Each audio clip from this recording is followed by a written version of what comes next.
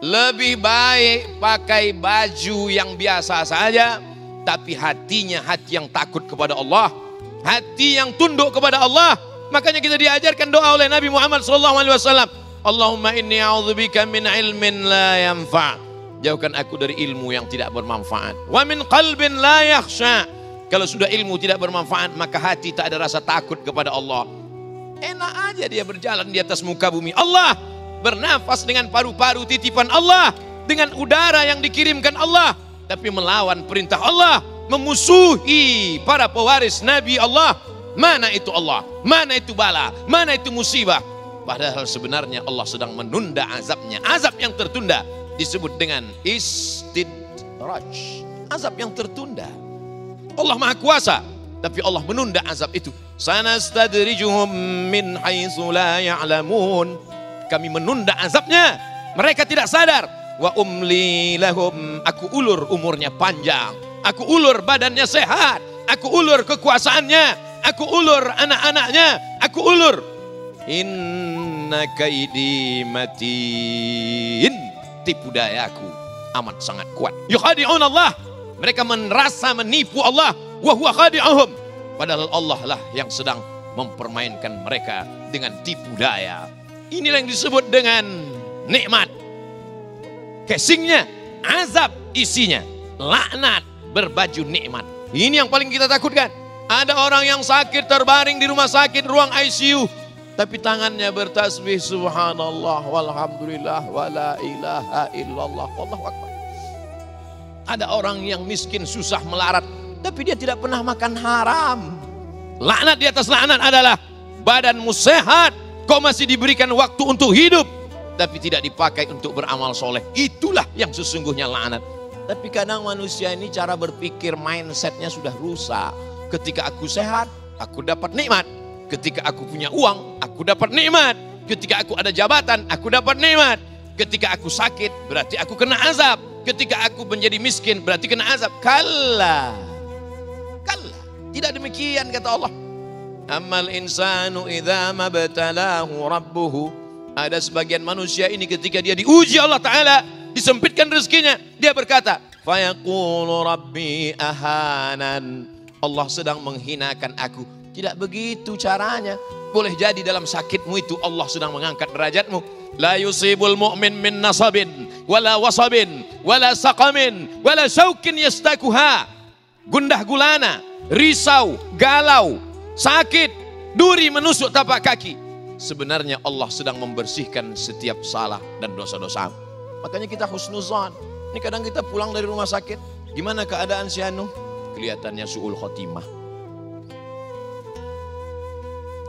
Dia boleh jadi sudah bertobat dan dosanya diampunkan Allah, sedangkan su'uzon kita akan kita bawa sampai menghadap Allah. Uzkuru mahasina mautakum, sebutlah yang baik-baik saja. Gimana kau lihat jenazah Ustaz Somad tadi? Hitam wajahnya. Memanglah aku hitam. Ya ayyuhalladzina amanu, orang beriman, ijtanibu katsiran minadh-dhann. Jangan kau isi waktumu dengan buruk prasangka jelek kepada hamba-hamba Allah. Marilah kita antar jenazah ini ke tempat peristirahatannya yang terakhir. Kata orang yang melepas jenazah. Yang ngasih tahu bahwa dia akan istirahat terakhir itu siapa? Justru itulah azab yang pertama dia rasakan, azab kubur. Setelah itu dia akan meniti titian siratal mustaqim, dibangkitkan di padang mahsyar dalam keadaan kering kerontang, tidak ada naungan, tenggelam karena keringatnya, akan dihisab, dihitung segala amalnya. Mana nikmat itu? Nikmat hanya bagi orang yang sempat beramal soleh. Jadi kematian bukan istirahat saudaraku, kematian bukan akhir dari segalanya. Justru kematian itulah garis start awal dari segalanya. An-nasu niyam, kata Sayyidina Ali, manusia ini semuanya tidur. Walamma matu intabahu, ketika mereka mati, keluar roh dari jasad, intabahu, mereka pun baru tersadar. Nabi Yunus alaihi salam ditelan oleh ikan. Dia di dalam perut ikan itu. Apa yang dilakukan Nabi Yunus alaihi salam? Dia gerakkan kakinya Ketika dia lihat kakinya bergerak, di situ dia sadar bahwa dia masih hidup. Dan dia langsung bersujud. Dan apa kata dia? La ilaha illa anta subhanaka inni kuntu minadh dhalimin. Makanya nanti kalau malam pertama kali gerakkan kaki. Kalau masih bergerak, alhamdulillah. Kalau pada waktu malam kau buka mata masih nampak jam dinding, melompatlah dari tempat tidur, ambillah wudhu. Kalau suatu malam kau terbangun buka mata karena handphone masih berbunyi, bangunlah. Ada masanya nanti ketika kau terbangun gelap, tiba-tiba kau dengar suara marabbuka. Saat itu apa yang akan kau katakan? Laula akhartani ila ajalin qarib. Berilah aku tenggat masa waktu tambahan walaupun hanya sejenak, sesaat, semenit, sedetik ya Allah. Kalau aku beri engkau kehidupan tambahan, kau mau apa? Fa'asaddaqa, aku mau bersedekah. Wa akum minas salihin. Aku mau bersedekah, aku mau wakaf tanah masjid, aku mau makmurkan masjid. Umur tidak bisa ditambah. Umur bukan isi ulang. Umur bukan paket. Idza jaa ajaluhum, kalau ajal sudah sampai, la yastakhiruna sa'atan, tak dapat ditunda walau sesaat. Wala yastaqdimun, tak pula dapat dimajukan walaupun sesaat. Sampai masanya matamu yang selama ini tidak melihat neraka jahanam. Mana malaikat Malik itu? Mana neraka itu? Mana malaikat maut itu? Sombong, angkuh, gagah, perkasa karena hidup di atas muka bumi Allah. Sampai masanya kau akan tua. Sampai masanya kau akan sakit. Sampai masanya kau akan mati. Mana Fir'aun? Mati. Mana Qarun? Mati. Mana Bal'am? Mati. Mana Namrus? Mati. Semua akan menghadap Allah Subhanahu wa ta'ala. Sampai masanya matamu akan melihat neraka Allah, mendengar azab Allah. Lalu mereka berkata, diceritakan dalam Al-Quran, Rabbana absarna, mata kami sudah melihat azab, wa sami'na, telinga kami sudah mendengar azab, farji'na na'mal salihah, balikkan lagi kami ke dunia, kami ingin beramal saleh. Inna muqinun, kami yakin seyakin-yakinnya. Saat itu keyakinan tak lagi bermakna. Di mana keyakinan bermakna? Di sini keyakinan bermakna. Tidak nampak, tidak pernah dilihat, tidak bisa ditangkap dengan panca indera. Itulah iman. Itulah akidah. Itulah tauhid. Kalau bisa dilihat dengan mata, bisa disentuh dengan tangan, itu materi, benda.